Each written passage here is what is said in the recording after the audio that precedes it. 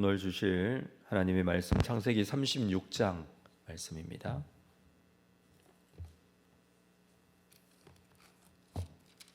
창세기 36장 1절에서 우리 8절까지만 읽도록 하겠습니다. 1절에서 8절 한 절씩 교독하겠습니다.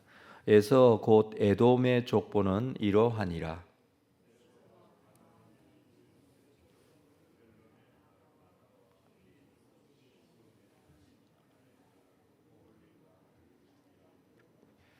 또 이스마엘의 딸 느바요스의 누이 바스맛을 맞이하였더니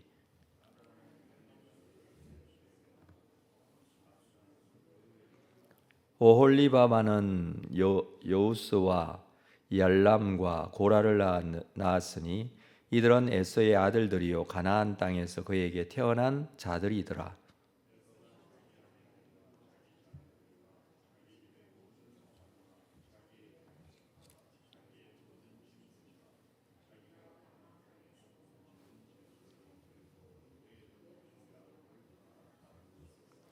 두 사람의 소유가 풍부함으로 함께 거주할 수 없음이로라. 그들이 거주하는 땅이 그들의 가축으로 말미암아 그들을 용납할 수 없었더라. 이에 에서 곧 에돔이 세일산에서 거주하니라. 오늘 본문 말씀은 창세기 36장입니다. 전체 마지막 절까지 전체의 내용을 오늘 좀 보도록 하겠습니다. 36장은 에서 곧 에돔의 족보라고 시작이 됩니다. 에돔은 에서의 이름이죠. 야곱이 이스라엘이라는 이름으로 개명되었듯이 에서가 에돔이라는 이름을 얻게 되었다라는 것입니다.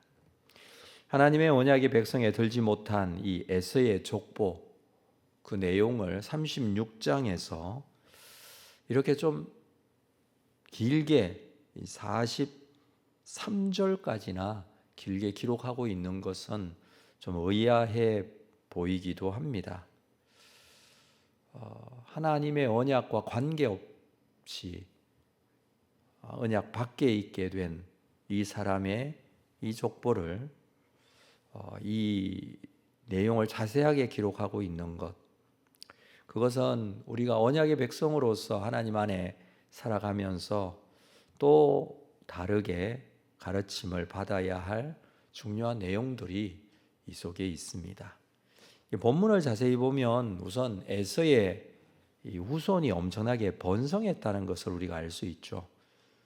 1절에 에돔의 족보는 이러하니라 하면서 쭉 에돔의 자녀들에 대한 이야기를 쭉 기록하고 있다가 6절에 보면 에서가 자기 아내들과 자기 자녀들과 자기 집의 모든 사람과 자기의 가축과 자기의 모든 짐승, 자기가 가나안 땅에서 모은 모든 재물을 이끌고 그의 동생 야곱을 떠나 다른 곳으로 갔다. 7절 두 사람의 소유가 풍부하여 함께 거주할 수 없었기 때문에 그들이 거주하는 땅이 그들의 가축으로 말미암아 그들을 용납할 수 없었다라고 합니다. 그래서 8절에는 에돔이 세일산에 거주하게 됩니다. 아브라함과 롯이 헤어졌듯이 본문에서 에서와 야곱이 서로 헤어지게 되었다라는 것이죠. 그런데 에서가 택한 곳은 세일산이었습니다. 9절에 세일산에 있는 에돔 족속의 조상 에서의 족보에 대해서 다시 기록을 합니다. 10절 그 자손의 이름은 이러하니라. 15절에 보면 에서 자손 중 족장은 이러하니라. 에서 자손에게 여러 족장들이 그들의 이야기에 대해서는 따로 성경에 기록하지 않습니다. 이후에 언약의 백성 안에 있었던 야곱과 그의 자녀들에 대한 이야기를 쭉 기록하고 있지, 에서의 자손 중에 있는 족장은 기록하고 있지 않지만 에서 또한 이 자녀들 중에 족장들이 쭉 태어나게 되었다라는 것입니다. 족장은 아브라함, 이삭, 야곱과 같이 한 가정의 또는 한 부족의 대표라고 할 수 있는, 우두머리라고 할 수 있는 사람을 족장이라고 하죠. 20절 볼까요? 그 땅의 주민 호리 족속 세일의 자손은 로단과 소발과 시브온과 아나와 이 호리 족속에 대해서 또 기록을 합니다. 호리 족속은 세일산에 거주하던 가나안 원주민입니다. 원래부터 있었던 족속이죠. 근데 에돔에게 정복당했다라는 것입니다. 그리고 에돔은 이 호리 족속과 함께 그곳에 같이 삽니다. 그러니까 정복하여서 쫓아낸 것이 아니라 그들을 정복하고 나서 그들과 함께 살게 되었다라는 의미입니다. 그것은 그들과 결혼하고 그들의 문화를 받아들이고 그들이 섬기는 우상을 섬기고 함께 살았다, 그런 의미입니다. 그러니까 언약의 백성 안에 들어오지 않은 에서, 언약의 백성 안에 들어오지 않았기 때문에가 아니라 그의 삶 자체가 그 가나안 족속과 같이 함께 그들의 모든 것을 받아들이고 살게 된 것이죠. 그 말은 하나님과의 관계는 멀어지게 된 것, 그것을 의미하는 내용일 것입니다.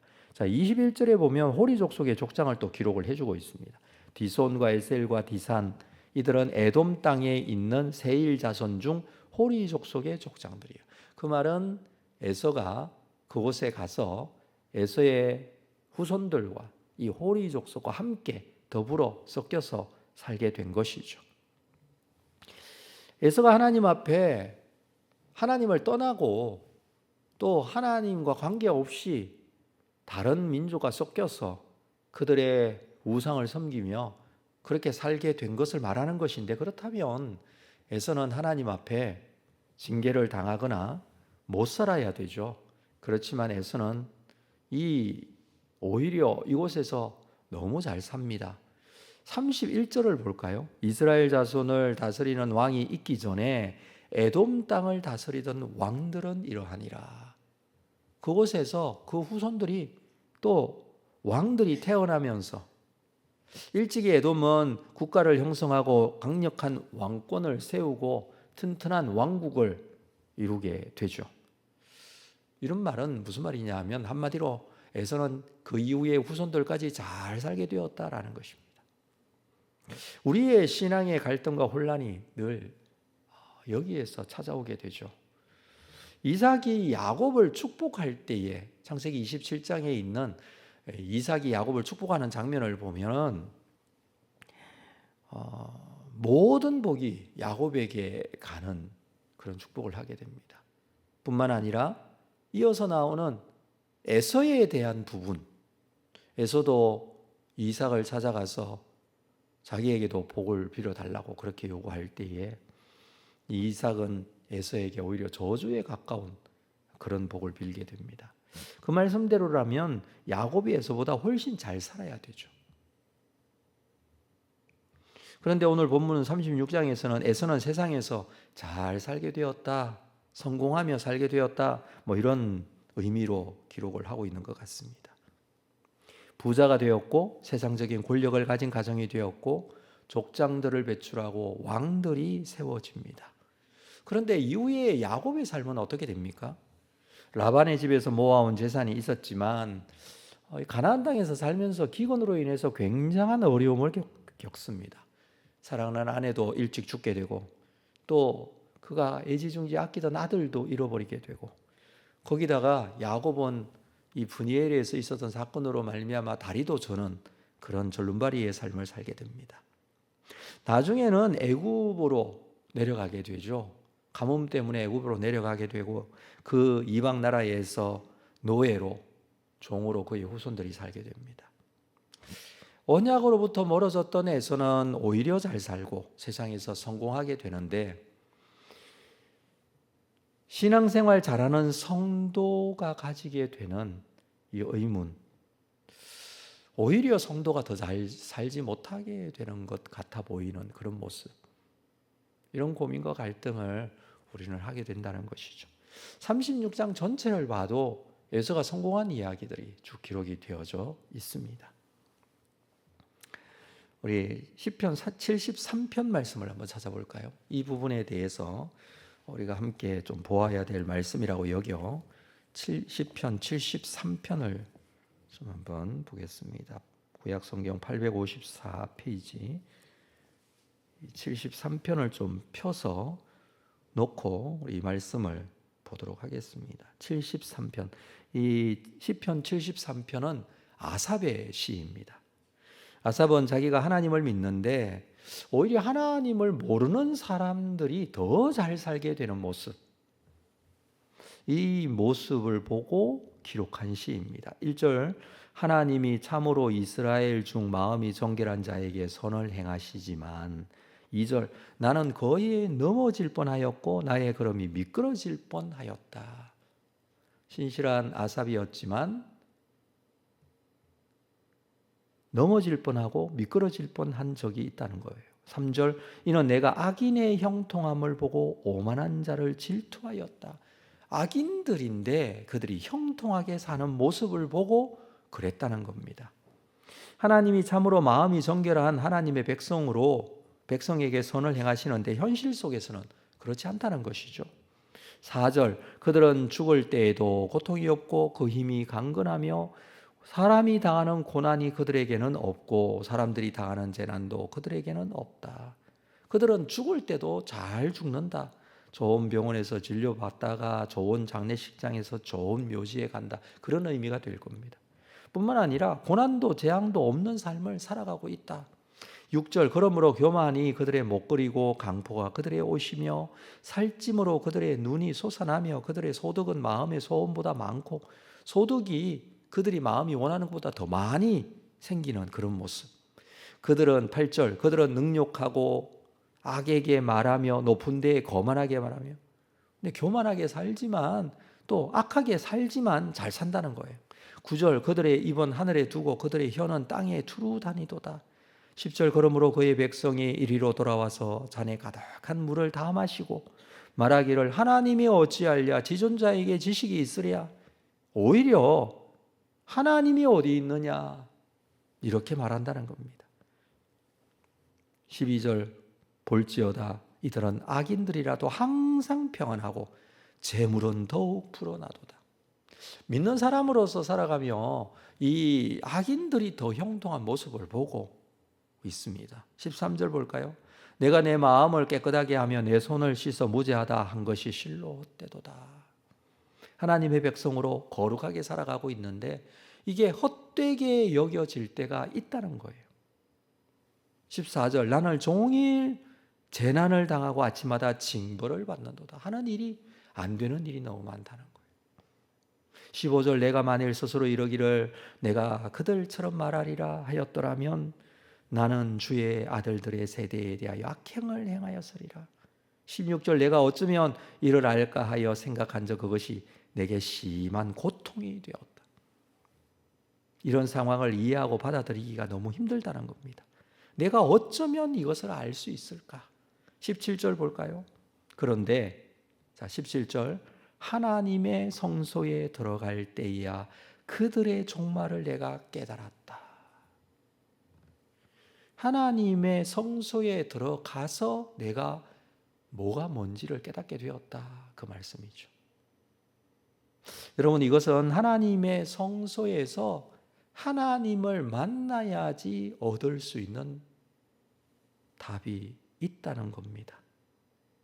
이 땅이 전부라면, 이 세상에서 사는 삶이 전부라면 하나님을 믿는 사람 참 얼마나 억울할까라는 생각을 가지게 되죠. 그러나 하나님의 성소에 들어가서 그들이 당하게 될 종말, 이것을 알게 되고, 이 종말이라는 것은 마지막 부분, 결말이에요. 미래, 끝부분이라는 뜻이거든요. 지금은 과정이잖아요. 과정 속에서는 악인들이 형통하죠. 그들이 오히려 더 잘 살죠. 그래서 우리는 참 어떻게 보면 오히려 그들이 부러울 때도 있습니다. 그런데 이 아삽은 그 모습을 보고 갈등하고 고민했지만 하나님의 성소에 들어가서 하나님을 깊이 만날 때에 그것을 알게 되었는데, 그것은 뭐냐 하면 종말에 대한 부분이에요. 자, 18절 볼까요? 주께서 참으로 그들을 미끄러운 곳에 두시며 파멸에 던지시니, 19절, 그들이 어찌하여 그리 갑자기 황폐되었는가 놀랄 정도로 그들은 전멸하였나이다.